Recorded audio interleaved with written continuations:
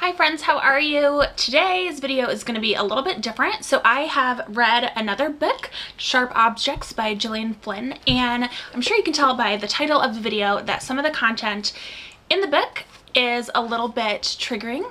And so I wanted to share some of my experiences with it, but if that is something that bothers you or is triggering to you, then please just click off and don't watch, and certainly do not pick up this book. It is not for you.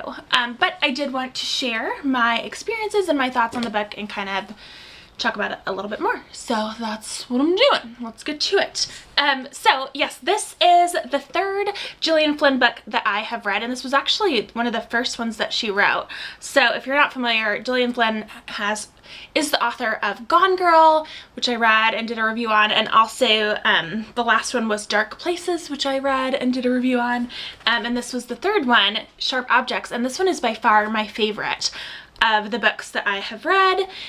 Maybe because I'm like a dope and cannot understand books where they're written from multiple perspectives, and this one is just written from one perspective. So the storyline essentially, and I don't want to give away too many spoilers about the book, it is about this reporter from Chicago who gets sent on an assignment to go to her small hometown in Missouri because there were two murders of two young girls, and so she has to go there and kind of investigate and find out, you know, what happens and whatever. So super interesting. I really enjoyed it, and it talks about so I'm trying to think of the best way to say it. So it kind of deals a little bit with Munchausen syndrome by proxy. I hope I'm saying that right, which is essentially where mothers typically, or parents, will make their children sick. They'll fake their children's illnesses or make them sick in order to get attention for themselves. And that was recently in the news. I think they just recently found a woman who was like poisoning her daughter and making it seem like she had cancer for her whole life, or just horrible. I mean, I don't understand people who harm children.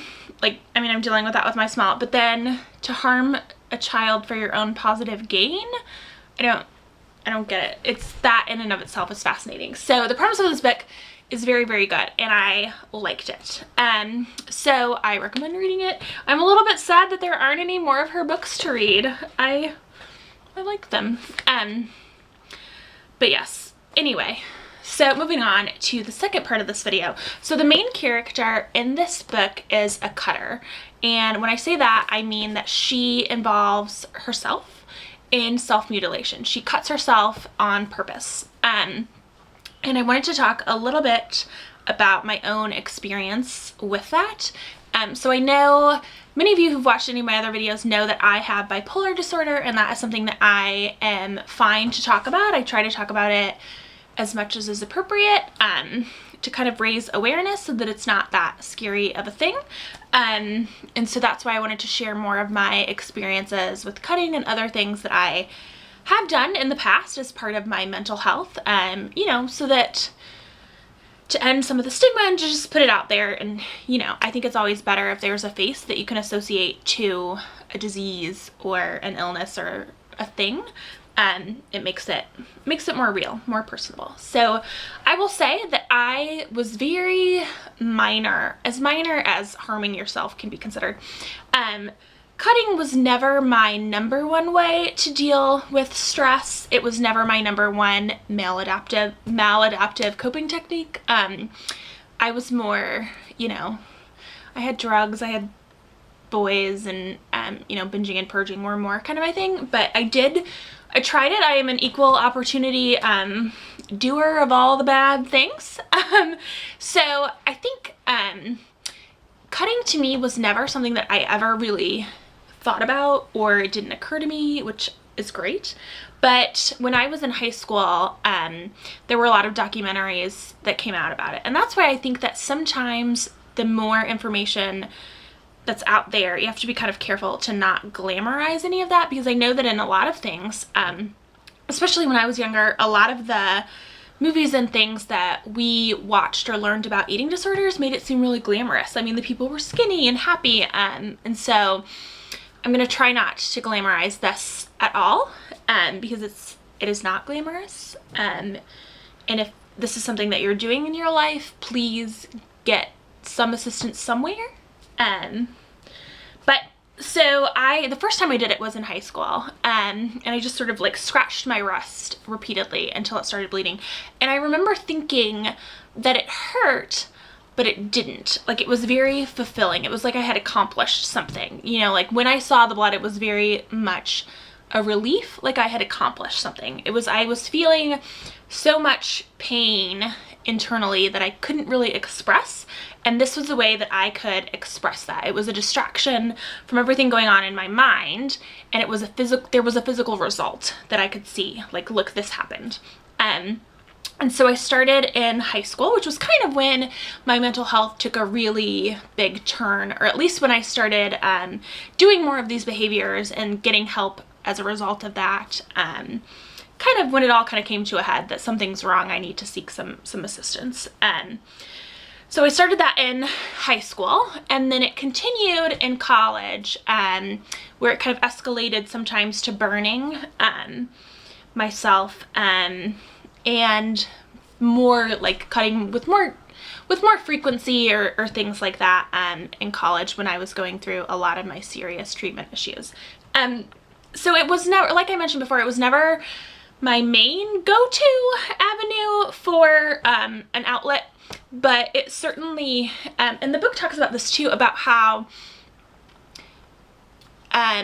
it's like this desire to release something that you can't release in any other, what would be considered a healthy way. So you will just cut yourself, and then it's like, okay, that's, you know, it's like a need to do it, kind of like an addict would need to use. Cutting can kind of be like that. But I guess for me, I stopped doing it probably because I moved on to other coping mechanisms or non-coping mechanisms that dulled the pain even more. And so I can't recommend that as a thing to do. But for me, I've put a couple of behaviors just on a no-go list. You know, I may want to do them, but I may still have those desires sometimes, but it's a no-go. And for me, cutting is on that list. Like, cutting and doing drugs are like a hard, and suicide as well. Those are just a hard and fast no for me.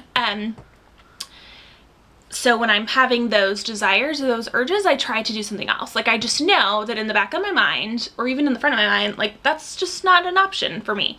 And so that has helped. I don't know, it sounds simpler than it really is, just to say, well, I've just decided not to do that.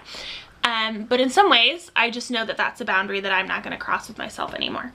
But yeah, so that was my experience. To say that I can understand it, I mean, obviously I can't understand everybody's experience, but for me, it was not a very often thing, but it did kind of work, and it was this release of, I feel this pain inside, I can't talk about it, I can't express it, and a feeling of like accomplishment and relief when I would do that.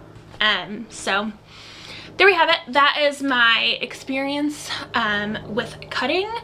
And I do, like I said before, I encourage you, if you are struggling with that or any type of thing where you're wanting to harm yourself, to talk to somebody about it, because it's not long term, it's not, you know, it's not too many good things come out of harming yourself, obviously. So anyway, that is my take on that. I hope that you all appreciate that, and if you're somebody who has experienced that and you think I am way off base, then that's okay.